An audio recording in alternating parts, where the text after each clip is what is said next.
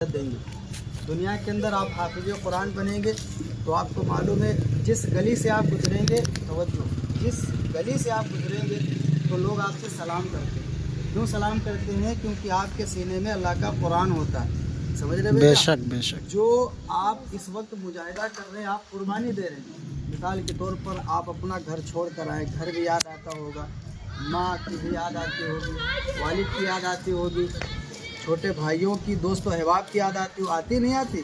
दोस्तों अहबाब की याद आती, कभी बकरी याद आएगी घर की, है ना?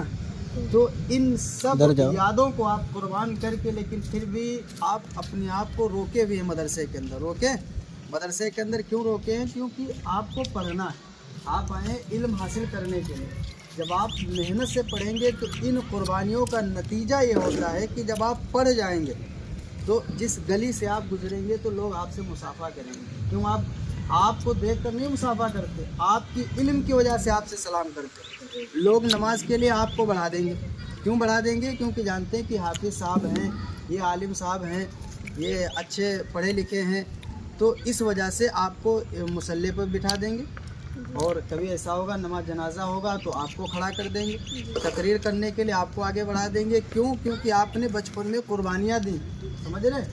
आपने बचपन में, आपके बहुत से दोस्त ऐसे होंगे जो घर पर घूम रहे होंगे, बहुत से ऐसे होंगे जो आपके गांव के सरकारी स्कूल में पढ़ते होंगे, लेकिन आप मदरसे के अंदर क्यों आए? क्योंकि आपको अल्लाह ताला ने चुना है। समझ रहे?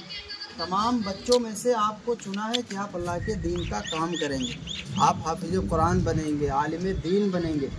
तो ये मुजाहिदा और ये बातें जब हमारे अंदर होंगी तो इंशाअल्लाह हम अच्छे आलिम बनेंगे, अच्छे हम हाफिज़ बनेंगे। समझ रहे बेटा?